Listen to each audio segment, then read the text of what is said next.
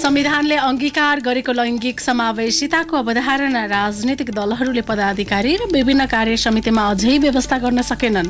महिला सहभागिता बहसमा सीमित। नेपालमा विद्युतीय राहदानीको व्यवस्था लागू, विदेश यात्रा सहज हुने अपेक्षा। नयाँ प्रविधिको पहिलो राहदानी शताब्दी पुरुष सत्यमोहन जोशीलाई प्रधान न्यायाधीश जबरालाई राजीनामा दिन नेपाल बार एसोसिएसनद्वारा 72 घण्टे अल्टिमेटम। तेस्रो चरणको विरोध कार्यक्रम सुरु। इजलासमा फर्किएका सर्वोच्चका 5 न्यायाधीश समेत प्रधान न्यायाधीशले राजीनामा दिनुपर्ने पक्षमा। पत्रकारमाथि लगाइएका विभिन्न प्रतिबन्ध खुकुलो पार्न अमेरिका र चीन सहमत। र T20 सिरिजको दोस्रो खेलमा राष्ट्रिय महिला क्रिकेट टोलीलाई ऐतिहासिक सफलता। घरेलु टोली कतार 61 रनले पराजित। नमस्कार, कान्तिपुर डायरीका साथमा सुरज र इन्द्र लक्ष्मी। समाचार अब विस्तारमा। सुरुमा कान्तिपुर सविस्तार। कान्तिपुर सविस्तार। मुलुकको संविधानले नै राज्यका हरेक निकायमा लैङ्गिक समावेशिताको अवधारणालाई अंगीकार गरेको छ। यस्तै राजनीतिक दल सम्बन्धी ऐन 2073 को दफा 15(4) मा पनि दलका सबै तह समितिमा समानुपातिक समावेशी सिद्धान्तका आधारमा प्रतिनिधित्व गराउनुपर्ने व्यवस्था छ। तर राजनीतिक सहभागिता समावेशी बनाउने दायित्व बोकेका दलका पदाधिकारी र विभिन्न कार्य समितिमा भने यो व्यवस्था लागू भएको देखिँदैन, जसका कारण नयाँ नेतृत्व चयनका लागि महाधिवेशनको चटारमा रहेका प्रमुख दलमा महिला सहभागिता फेरि पनि बहसमा सीमित हुने देखिएको छ। महिला सहभागिता र नेतृत्वमा महिलाको सवाललाई मिहिन ढंगबाट केलाउने हो भने नेपालमा अझै लोकतन्त्र आइ नसकेको भान हुन्छ। गत असोजमा सम्पन्न एमाले विधान महाधिवेशनमा पार्टीका हरेक निकायमा समानुपातिक सहभागिताको विषय जोडतोडका साथ उठ्यो। फलत एमाले विधान संशोधन गरेर केन्द्रीय कमिटिको निर्वाचनमा कम्तीमा 1/3 महिलाको सहभागिता सुनिश्चित गर्न बाध्य भयो। एमालेको प्रथम विधान महाधिवेशन मार्फत 225 सदस्यीय केन्द्रीय कमिटिमा 33% महिला सहभागिता हुनुपर्ने व्यवस्था गरिए पनि पदाधिकारीमा भने अनिवार्य गरिएको छैन। 10औं महाधिवेशनको पूर्व सन्ध्यामा केन्द्रीय कमिटिसँगै पदाधिकारीमा समेत समानुपातिक सहभागिताको आवाज पार्टी भित्रैबाट उठिरहेको छ। तर एमालेका प्रवक्ता प्रदीप गेवाली भने पदाधिकारीमा नै 1/3 व्यवस्था व्यवहारिक नहुने तर्क गर्नुहुन्छ। अब पदाधिकारीमा पनि न्यूनतम 1/3 भन्ने त त्यो व्यवस्था व्यवहारिक पनि हुँदैन, त्यो संविधानको परिकल्पना पनि होइन। तर पदाधिकारीमा पनि सबै खालका समुदायबाट प्रतिनिधित्व होस् र नेतृत्व विकास चाहिँ क्रमिक रूपले अगाडि बढोस् भन्नका निम्ति चाहिँ हामीले विशेष खालका प्रबन्धहरू गर्नेछौँ। तपाईँले हाम्रो केन्द्रीय समितिमा पदाधिकारीमा पनि समावेशी ढाँचा चाहिँ देख्नुहुनेछ मङ्सिर 12 गते निर्वाचन सकिएपछि। एमालेमा जस्तै नेपाली कांग्रेसमा पनि 1/3 महिला सहभागिताको विषय पदाधिकारीमा गएर रोकिन्छ। 14औं महाधिवेशनको संगारमा रहेको कांग्रेसको विधानमा पनि 167 सदस्यीय केन्द्रीय कार्य समितिमा 33% महिला सहभागिता सुनिश्चित छ। पदाधिकारीमा विधानमा छुट्याइएको 1 जना महिला सहमहामन्त्री बाहेक अरू पदमा महिलाको उम्मेदवारी नपर्ने र परे पनि जित्ने सम्भावना कम देखिन्छ। कांग्रेस सहमहामन्त्री डाक्टर प्रकाश शरण महत भने लैङ्गिक समानताको हिसाबले कांग्रेसले ठूलो फड्को मारेको दाबी गर्नुहुन्छ। सभापतिदेखि हरेक पदमा महिलाहरू चाहिँ निर्वाचन गर्न पाउँछन् र कतिपय महिलाहरू पदाधिकारीमा पनि थप आउलान्। केन्द्रीय सदस्य त आउने नै भए 1/3 न्यूनतम आउने नै भए थप पनि खुलामा पनि कतिपय नेताहरू महिला नेतृत्वहरू हुनुहुन्छ, उहाँहरू आउनु नै हुन्छ। त्यसकारण नेपाली कांग्रेसले पहिलो पार्टी हो जसले संविधान भएको व्यवस्थालाई चाहिँ अक्षरशः हामीले चाहिँ कार्यान्वयन गरेका छौँ। महिला सहभागिताको हिसाबले हाम्रो ठूलो फड्को नेपाली कांग्रेसले मार्यो। संसदको तेस्रो दल माओवादी केन्द्रमा हाल स्थायी कमिटी सदस्यमा 1 जना मात्रै महिला सहभागिता छ। विधान मार्फत पार्टीका सबै कमिटीहरूमा 35% महिला सहभागिता अनिवार्य गरिएको छ, तर त्यो विधानमा मात्रै सीमित छ, व्यवहारमा छैन। पुसको दोस्रो साता गर्न लागि राष्ट्रिय सम्मेलनपछि पहिले जस्तो असमावेशी नहुने दाबी सो पार्टीको छ। माओवादी केन्द्रका सचेतक देव गुरुङ पुर्याउने तयारीमै छौँ। हाम्रो विधि बनेको छ, विधान बनेको छ। 35% महिलाहरू हरेक कमिटीमा सहभागी हुनुपर्छ, गराउनुपर्छ भन्ने कुरा चाहिँ थाहा छ र गराउने प्रक्रिया पनि सुरु भइसकेको चाहिँ छ। विगत कालमा होला कहीँ पुग नपुग भयो होला, त्यसो हुनुको पछाडिको कारण तत्काल पूर्ति हुन सक्ने अवस्था नरहेर पनि कतिपय ठाउँमा चाहिँ खाली रहेको अवस्था हो। 2062-63 को जनआन्दोलनपछि समानुपातिक निर्वाचन प्रणालीले धेरै महिला राजनीतिमा सक्रिय भए। निर्णायक तहमा भने संविधानले दिएको अधिकारको तुलनामा न्यून मात्र सहभागिता देखिन्छ। नेपालको अन्तरिम संविधानले हरेक क्षेत्रमा महिलाको 33% सहभागिता सुनिश्चित गरिसकेको भए पनि 2072 असोजमा संविधान जारी भए यताका मन्त्री परिषदमा 1/3 महिला सहभागिता कहिल्यै पुगेन। अधिवक्ता एवं महिला अधिकार कर्मी मीरा ढुङ्गाना राजनीतिक दलको नेतृत्व गर्ने व्यक्ति पुरुष नै भएको र उनीहरूमा पनि पुरातनवादी सोच भएकै कारण महिला सहभागिता न्यून देखिएको धारणा राख्नुहुन्छ। दलको नेतृत्व कसले गरिरहेछ भन्ने कुरा चाहिँ नि महत्त्वपूर्ण हुन्छ कि त्यहाँ दलको नेतृत्व महिलाले गरेछ कि पुरुषले गरेछ त्यो आधारमा पनि हुन्छ। अनि फेरि पुरुषको दृष्टिकोण चाहिँ नि पितृसत्तात्मक सोच मूल्य मान्यतामा आधारित रहिरहेछ अहिलेसम्म पनि, पहिला पनि त्यही थियो। निर्वाचन आयोगले प्रचलित संविधान, कानून र कार्यविधि अनुसार नै दलहरूको विधानमा विषयवस्तुहरू समावेश होस् भन्ने उद्देश्यले सबै दलको विधानमा एकरूपता ल्याउन खोजेको छ। यसले संविधानमा उल्लेख भएको समावेशिताको सिद्धान्तलाई पनि दलको विधानमा अनिवार्य गर्ने आयोगका सचिव सुरेश अधिकारीको भनाइ छ। एक महिला सदस्य कम्तीमा पनि हुनुपर्छ भन्ने व्यवस्था कानूनमा छ।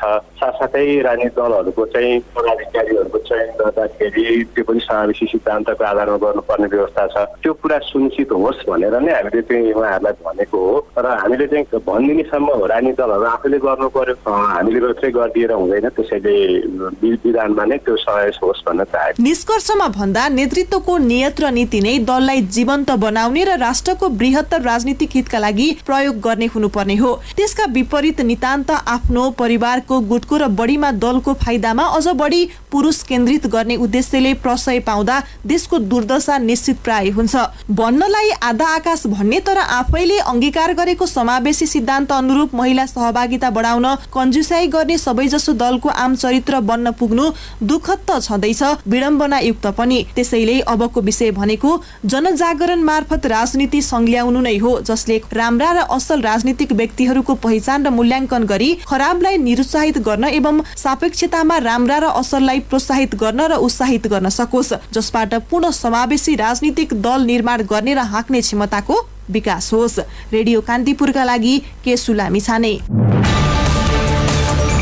कान्तिपुर सविस्तार।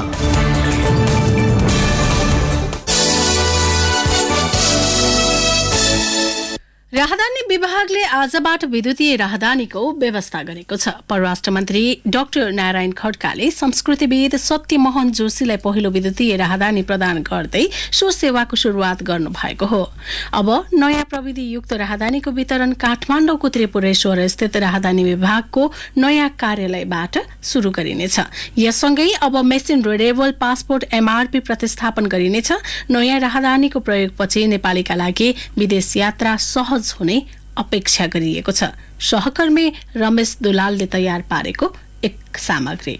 उमेरले 102 वर्ष पुगेका शताब्दी पुरुष सत्यमोहन जोशीलाई सरकारले नयाँ प्रविधिको राहदानी शुभारम्भ गर्न निम्ति आएको थियो। नेपाली इतिहासका एक धरोहर मानिएका उनै सत्यमोहन जोशीले विद्युतीय राहदानी सुविधा सुरु गर्दै आफ्ना विगत र विदेश भ्रमणका कहानी सुनाएका थिए। नेपालमा बुधबार पहिलो विद्युतीय राहदानी पाएपछि जोशीले एउटा कालखण्डमा राहदानी नहुँदा श्रीलङ्का जान नपाएको अनुभव यसरी सुनाए। त्यो बेलाका सचिव थिए कुलनाथ लोहनी, त उनले खालि एउटा सिफारिस गरेर यो 3 जना मान्छे त्यहाँ आउन लागिराखेको छ, यिनीहरू त्यति गर्नु चाहिँ एउटा टु बिचमा कन्सर्न जस्तो गरेर एउटा कागज लेखिदिएका थिए। यस्तो पासपोर्ट थिएन र त्यसपछि हामीहरू गयौँ र हामीले त्यो बेला यस्तो पनि भयो कि जानुपर्ने श्रीलङ्का, त्यो बेलाको लङ्कामा हामी पुग्यौँ बम्बई, त्यो बम्बईबाट फर्कनु पर्यो। पछिल्ला दशकहरूमा विश्वव्यापी नियम अनुसार एक राहदानीबाट एक व्यक्तिले मात्र विदेशमा प्रवेशको अनुमति पाउँछन्। तर उत्तरी छिमेकी चीनको भ्रमण गर्दाको अनुभव यस्तो रहेछ। मैले आफ्नो श्रीमती र 2 जना केटाकेटी, एउटा 4 वर्षको एउटा 6 वर्षको, उनीहरूलाई पनि लिएर जानुपर्ने आवश्यकता पर्यो। के बेला पासपोर्ट डेभलप भइसकेको थियो र परराष्ट्रमा गएर यसो गर्दाखेरि त्यो केटाकेटीको कसरी पासपोर्ट बनाउने हलचल हुँदा पछि चाहिँ एउटा क्लु भेटियो कि मेरो श्रीमतीको दायाँ बायाँ 2 जना केटी राखेर एउटै पासपोर्टमा 3 जनाको नाम समावेश गरेर पासपोर्ट मैले पाएँ। नेपालमा 1 दशक अगाडि हस्तलिखित राहदानीको प्रयोग छाडेर मेसिन रिडेबल पासपोर्ट प्रचलनमा थियो। अरू देशको तुलनामा नेपाली राहदानी कमजोर भएको भन्दै यदाकदा आलोचना समेत हुने गरेका थिए। यही पृष्ठभूमिमा राहदानी विभागले नयाँ प्रविधि सहितको विद्युतीय राहदानीको सुरुवात गरेको हो। सादा जीवनशैली अपनाउँदै आएका सत्यमोहन जोशी इतिहास, संस्कृति र परम्परा लगायत विषयको अध्ययनका एक स्रोत व्यक्ति नै हुन्। नयाँ जेनेरेसनको राहदानी पाएपछि अब कुन देशको भ्रमण गर्ने चाहना छ भन्ने प्रश्नमा जोशीले भने, यो उमेरले दिँदैन तपाईँको पासपोर्ट अहिले पूजा गरेर राखौँला, त्यस्तै पर्यो भने मात्र जाने कुरै आउँदैन। एज फ्याक्टर छ, यो एज फ्याक्टरले एलो गर्दैन। सरकारले औपचारिक रूपमा सञ्चालनमा ल्याएको विद्युतीय राहदानीलाई तेस्रो जेनेरेसनको संज्ञा दिएको छ। यो विश्वमै प्रचलनमा आएको पछिल्लो प्रविधि हो। हाल 150 बढी मुलुकले ई पासपोर्ट अर्थात विद्युतीय राहदानी प्रयोगमा ल्याएका छन्। ई पासपोर्टमा राखिएको एक प्रकारको चिप्सको सहायताले सम्बन्धित व्यक्तिको सम्पूर्ण विवरण खुलाउँछ। विद्युतीय राहदानीका लागि राहदानी विभागको वेबसाइटमा गई तोकिएको विवरण भर्नुपर्ने र फारम भरेको 2 दिनमा उपलब्ध गराउने तयारी भएको छ। यो राहदानीको प्रयोगपछि नेपालीहरूका लागि विदेश भ्रमण सहज हुने अपेक्षा गरिएको छ। अब बाँकी प्रसङ्ग। कानुन व्यवसायीहरूको छाता संगठन नेपाल बार एसोसिएसनले प्रधान न्यायाधीश चोलेन्द्र शमशेर जबरालाई 72 घण्टाभित्र राजीनामा दिन अल्टिमेटम दिएको छ। सर्वोच्च अदालतमा 1 घण्टा धरना दिएपछि बारको कार्यालय परिसरमा बोल्दै अध्यक्ष चन्द्रेश्वर श्रेष्ठले शुक्रबारभित्र राजीनामा नदिए देशभरका उच्च अदालतमा विरोध प्रदर्शन गर्ने चेतावनी समेत दिनुभयो। उहाँले प्रधान न्यायाधीश जबराको राजीनामा न्यायालय सुदृढीकरणका लागि भएको बताउनुभयो। प्रधान न्यायाधीश जबराले जारी गरेको विज्ञप्तिको अर्थ नभएको उहाँले बताउनुभयो। प्रधान न्यायाधीश जबरासँग व्यक्तिगत कारणले नभई न्यायालयमा विकृति ल्याएकाले विरोधमा उत्रिनु परेको उहाँले बताउनुभयो। जबराले गरेका विवादास्पद फैसलाबारे समेत बारले अध्ययन गर्ने श्रेष्ठको भनाइ छ। प्रधान न्यायाधीश जबराले गरेका फैसला बारलाई दिन उहाँले आह्वान समेत गर्नुभयो। उसँग जोडिएका विकृतिका विवादित फैसलाहरू नेपाल बार एसोसिएसनले सङ्कलन गर्नको लागि आह्वान गरेको छ। तपाईँ साथीहरू जसलाई यिनले अन्याय पारेका छन्, न्याय किनबेच गरेका छन्, ती फैसलाहरू नेपाल बार एसोसिएसनमा उपलब्ध गराइदिनु हुन अनुरोध गर्दछु र त्यसले यिनको राजीनामा पश्चात पनि त्यो फैसला अनुसारको छानबिन गर्नुहुनेछ। उसको सम्पत्ति विवरणहरू हामी सङ्कलन गर्नेछौँ। कहाँ कसरी अन्याय किसिमबाट बटुलेका छन् त्यो कुराहरू हामी हेर्नेछौँ। यसैबीच नेपाल बार एसोसिएसनले प्रधान न्यायाधीश जबरा विरुद्धको तेस्रो चरणको आन्दोलन सुरु गरेको छ। जबराले न्यायालयको गरिमा कायम राख्न नसकेको भन्दै कार्तिक दोस्रो सातादेखि धरना तथा प्रदर्शनमा उत्रिएको नेपाल बारले विरोधलाई निरन्तरता दिएको हो। कार्तिक पहिलो सातादेखि सर्वोच्चमा बहस पैरवी बहिष्कार गरेको बारले अहिले दिनहुँ सर्वोच्च परिसरमा धरना तथा प्रदर्शन र त्यस लगतै बार प्राङ्गणमा कोण सभा गर्दै आएको छ। कोण सभामा बोल्ने अधिकांश कानुन व्यवसायीहरूले आफूहरूको आन्दोलन न्यायपालिका भित्रको जनआन्दोलन भएको बताउँदै आएका छन्। यसैबीच इजलासमा फर्किएका सर्वोच्च अदालतका 5 न्यायाधीशले पनि प्रधान न्यायाधीश चोलेन्द्र शमशेर जबराले राजीनामा गरेर जारी विवादको निकास निकाल्न पर्ने बताएका छन्। नेपाल बार एसोसिएसन र सर्वोच्च अदालत बार एसोसिएसनसँगको भेटमा न्यायाधीश तेजबहादुर केसी, कुमार रेग्मी, बम कुमार श्रेष्ठ, मनोज कुमार शर्मा र कुमार चुडालले जबराको राजीनामाको पक्षमा रहेको बताएको सर्वोच्च अदालत बारका सचिव रेशुराम घिमिरेले जानकारी दिनुभयो। 5 न्यायाधीशले बन्दी प्रत्यक्षीकरण बाहेक मिलापत्र, तामेली र मुद्दा फिर्ताका पेशी हेर्ने वातावरण हुनुपर्ने आफूहरूको धारणा रहेको बताएका थिए। बारका पदाधिकारीले भने बन्दी प्रत्यक्षीकरण बाहेकका मुद्दा नहेर्न आग्रह गरेको घिमिरेले जानकारी दिनुभएको छ। न्यायाधीशहरूले गोला प्रथाबाट पेशी तोक्ने व्यवस्था गर्नका लागि बारले सहयोग गर्नुपर्ने बताएका थिए।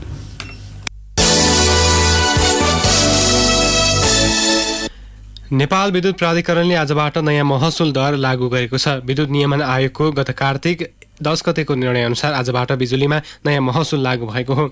नयाँ व्यवस्था अनुसार धेरैजसो उपभोक्ताको शुल्क घटाइएको छ। सरकारले चालु आर्थिक वर्षको बजेट मार्फत मासिक 20 युनिट भन्दा कम विद्युत खपत गर्ने विपन्न वर्गका उपभोक्तालाई निःशुल्क बिजुली उपलब्ध गराउने घोषणा गरेको थियो। सोही व्यवस्था अनुसार आजबाट मासिक 20 युनिट भन्दा कम विद्युत खपत गर्ने 19,86,000 विपन्न वर्गका उपभोक्ताले यो सुविधा पाउनेछन्। इनर्जी शुल्कका रूपमा यी परिवारले मासिक 30 रुपैयाँ शुल्क तिरे पुग्छ।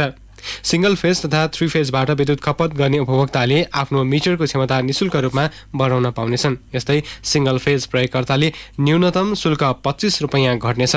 त्यस्ता उपभोक्ताका लागि इनर्जी शुल्क पनि कम लाग्नेछ।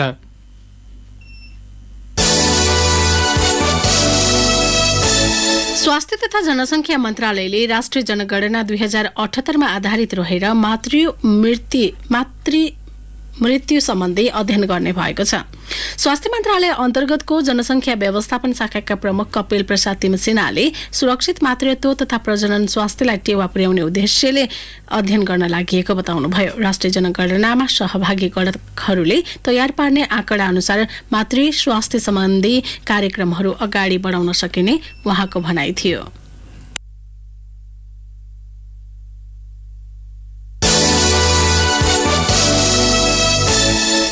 नेकपा एमालेका अध्यक्ष केपी शर्मा ओलीले आफ्नो पार्टीसँग एक्लै चुनाव लड्ने क्षमता गठबन्धनका दलसँग नभएको बताउनु भएको छ। सत्तारूढ गठबन्धनले आगामी उपनिर्वाचनमा सहकार्य गर्ने औपचारिक निर्णय गरेको भोलिपल्ट बाँकीमा आज आयोजित कार्यक्रममा बोल्दै ओलीले गठबन्धन नबनाई चुनाव लडेमा सबै दलको जनमत जफत हुने दावी गर्नुभयो। उहाँले माओवादी केन्द्रका कार्यकर्तालाई एमालेमा आउन आह्वान समेत गर्नुभयो। अध्यक्ष ओलीले एमाले अब विवादरहित ढङ्गले जनताको काम गर्दै अघि बढेको बताउनुभयो। यसैबीच माओवादी केन्द्रका अध्यक्ष पुष्पकमल दाहालले एमाले नेतृत्व मधेस विरोधी भएको आरोप लगाउनु भएको छ। महोत्तरीको रामगोलापुर नगरपालिकामा आयोजित कार्यक्रममा बोल्दै दाहालले मधेसको मुद्दा सम्बोधनका लागि आफूले संविधान संशोधन प्रस्ताव ल्याउँदा एमालेले असहयोग गरेको बताउनुभयो। कांग्रेस प्रवक्ता विश्वप्रकाश शर्माले पार्टीमा युवालाई प्रोत्साहित गर्न केन्द्र र प्रदेश कार्य समितिमा 10% संख्यामा युवाहरू निर्वाचित हुने व्यवस्था गर्न प्रस्ताव गर्नु भएको छ। आज चितवनमा आयोजित कार्यक्रममा प्रवक्ता शर्माले 30 वा 40 वर्षसम्मका प्रतिनिधिहरू उम्मेद्वार बन्न पाउने र आपसमा प्रतिस्पर्धा गर्ने गरी व्यवस्था गर्न प्रस्ताव गर्नु भएको हो। 10% को संख्यालाई खुला प्रतिस्पर्धाबाट किशोर सदस्यका रूपमा ल्याउँदा त्यसले युवालाई प्रोत्साहित र प्रशिक्षित गर्ने उहाँको भनाइ थियो। शर्माले आगामी महाधिवेशनमा मन्त्रीमा प्रतिस्पर्धा गर्ने घोषणा गरिसक्नु भएको छ। अब केही समाचार संक्षेपमा। पछिल्लो 24 घण्टामा मुलुकभर 412 जनामा कोरोना संक्रमण पुष्टि भएको छ। स्वास्थ्य बीमा बोर्डले समयमै रकम निकासा नगर्दा सुनसरीको धरानस्थित बीपी कोइराला स्वास्थ्य विज्ञान प्रतिष्ठानमा सञ्चालित सामाजिक स्वास्थ्य बीमा कार्यक्रम प्रभावित भएको छ। नेपाल स्वास्थ्य अनुसन्धान परिषदले गरेको एक सर्वेक्षणले करिब 12% नेपालीलाई फोक्सो सम्बन्धी सीओपीडीको समस्या रहेको देखिएको छ। प्रदेश 1 का मुख्यमन्त्री राजेन्द्र राईले विश्वासको मत पाउनु भएको छ। 5 दलीय गठबन्धनको तर्फबाट प्रदेश 1 का मुख्यमन्त्री बनेका राईको पक्षमा 50 जना प्रदेशसभा सदस्यले मतदान गरेका थिए। 29 जना प्रदेशसभा सदस्यले भने विपक्षमा मतदान गरेका थिए। दक्षिण तथा मध्य एसिया मामिला हेर्ने अमेरिकी सहायक विदेश मन्त्री डोनाल्ड लू आज नेपाल आउनु भएको छ। नेपालमा 3 दिनको बसाइका क्रममा लूले राजनीतिक भेटघाट गर्ने कार्यक्रम रहेको छ। र काभ्रेका माध्यमिक तहमा अध्ययनरत 9 जना विद्यार्थीले भू उपग्रह निर्माण थालेका छन्। जिल्लाका विभिन्न 4वटा विद्यालयका विद्यार्थीहरूले संयुक्त रूपमा निर्माण थालेका हुन्। कान्तिपुर डायरीमा अब काभ्रे डायरीको पालो। काभ्रे डायरीमा नगेन्द्र अधिकारीको नमस्कार। काभ्रेको नमोबुद्ध 8 दाप्चामा पञ्चरत्न बुद्धको प्रतिमा सहित साङ्गे माने छोइलिङ स्थापना गरिएको छ। शाक्य मुनि गौतम बुद्ध, अवलोकेश्वर चेन ऋषि, मञ्जुश्री, वज्रपानी र गुरु पदम सम्भवको प्रतिमा एकै स्थानमा निर्माण गरिएको उपभोक्ता समितिका अध्यक्ष यज्ञ बहादुर लामाले जानकारी दिनुभयो। धार्मिक आस्था र पर्यटन प्रवर्धन समेतको उद्देश्यले करिब 1 करोडको लागतमा निर्माण भएको लामाले जानकारी दिनुभयो। धुलिखेल हुँदै नमोबुद्ध आउने पर्यटकलाई दाप्चा बरबोटसम्म ल्याउने र होमस्टेको रूपमा विकास गर्ने सोच रहेको लामाले बताउनुभयो। टिपरबाट हुन सक्ने दुर्घटना न्यूनीकरणका लागि बागमती टिपर व्यवसायी संघ काभ्रे पलाञ्चोकले चालक र सहचालकहरूका लागि नयाँ योजना सार्वजनिक गरेको छ। सभ्य अनुशासित भई सवारी साधन चलाउँदा दुर्घटना न्यूनीकरण गराउन सकिन्छ भन्ने सन्देश दिन प्याकेजका कार्यक्रम ल्याएको संघका कार्यालय प्रमुख प्रकाश कायस्थले जानकारी दिनुभयो। गाडी दुर्घटना नगर्ने संघको परिचय पत्र भएका र नवीकरण समेत भएका चालकहरूलाई गोला प्रथाबाट प्रत्येक 3 महिनामा आकर्षक पुरस्कार दिने संघले घोषणा गरेको छ। धार्मिक तथा पर्यटनको उद्देश्यले बनेपा नगरपालिका वडा नम्बर 5 र 6 मा 1600 सिडी निर्माण भएको छ। बनेपा नगरपालिका र पर्यटन मन्त्रालयको 5 करोड 35 लाख रुपैयाँमा उक्त आयोजना निर्माण थालिएको हो। नगर गौरवको आयोजना अन्तर्गत आन्तरिक तथा बाह्य पर्यटकहरूको स्वास्थ्यको लागि धार्मिक हिसाबले पनि 1600 सिडी निर्माण गरिएको नगर प्रमुख लक्ष्मी नरसिंह बादेले जानकारी दिनुभयो। सिडीले ऐतिहासिक चण्डेश्वरी मन्दिर र बनेपाको गोसाई स्थानलाई जोडेको छ। विश्व मधुमेह दिवसको अवसरमा पनौतीमा निशुल्क मधुमेह जाँच शिविर तथा जनचेतनामूलक कार्यक्रम सम्पन्न भएको छ। पनौती नगरपालिका स्वास्थ्य शाखाको आयोजनामा रोटरी क्लब अफ पनौती र रोटरी क्लब अफ पनौतीको सहआयोजना तथा उलक्स डाइट पाथको प्राविधिक सहयोगमा कार्यक्रम सम्पन्न भएको हो। धुलीखेलका विभिन्न स्थानमा गरिएको र्यालीमा मधुमेहबाट बच्न र रोग नियन्त्रण गर्न नागरिकहरूको सचेतना अपनाउनु पर्ने चेतनामूलक कार्ड राखिएका थिए। सोही र्यालीपछि निशुल्क शिविर आयोजना गरिएको धुलीखेल अस्पतालका डाक्टर आवास श्रेष्ठले जानकारी दिनुभयो। हवस् त काभ्रे डायरी आजलाई यति नै। नगेन्द्र अधिकारी बिदा हुन्छु। नमस्कार। काभ्रे डायरी पछि कान्तिपुर डायरीमा पुनः ब्रेकको पालो। ब्रेकपछि अब आर्थिक प्रसङ्ग। गुणस्तर तथा नापतोल विभागले 3 उद्योगको सिमेन्टको बिक्री वितरणमा रोक लगाएको छ। मारुति, युनाइटेड र जगदम्बा सिमेन्ट प्रणालीको उत्पादनमा कम गुणस्तर पाइएको भन्दै विभागले 15 दिनभित्र स्पष्टीकरण दिन पनि पत्राचार गरेको छ।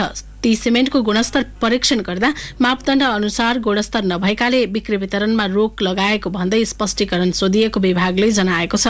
सिराहा स्थित मारुति सिमेन्टको ओपीसी 43 ग्रेड, धादिङ स्थित युनाइटेड सिमेन्टको ओपीसी 53 ग्रेड र रूपन्देही स्थित जगदम्बाको पीपीसी सिमेन्टको नमूना परीक्षण गर्दा मापदण्ड अनुसार गुणस्तर नपुगेको विभागका महानिर्देशक विश्वबाबु पुडा सैनीले बताउनुभयो। ती कम्पनीलाई गुणस्तर प्रमाण चिन्ह ऐन 2037 अनुसार स्पष्टीकरण सोधी कारबाही गरिने विभागले जनाएको छ। गुणस्तर कम भेटिएको ब्याजका सिमेन्ट बजारबाट फिर्ता लिन पनि विभागले निर्देशन दिएको छ।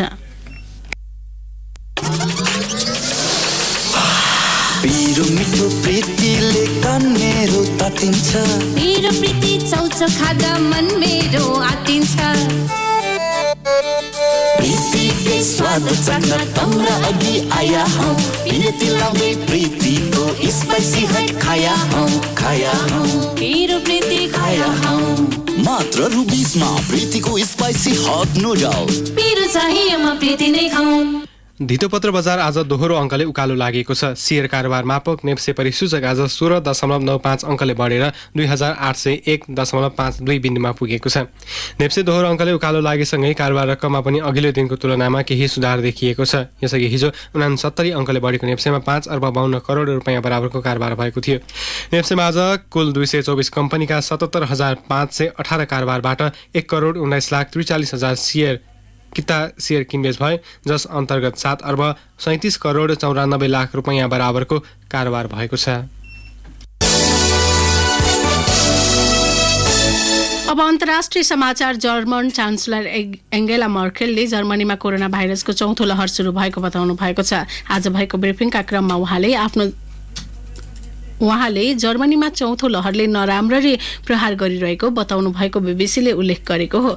उहाँले दैनिक संक्रमण र मृत्युदर डरलाग्दो तरिकाले बढिरहेको भन्दै सावधानी अपनाउन आग्रह समेत गर्नुभयो। मर्केलले खोप लगाएकाहरूले पनि सावधानी अपनाउनु पर्ने समय आएको बताउनु भएको छ। युरोपमा चौथो लहरले पकड जमाउँदै गएको भनिएका बेला जर्मनीमा 52,000 बढी संक्रमित देखा परिसकेका छन्।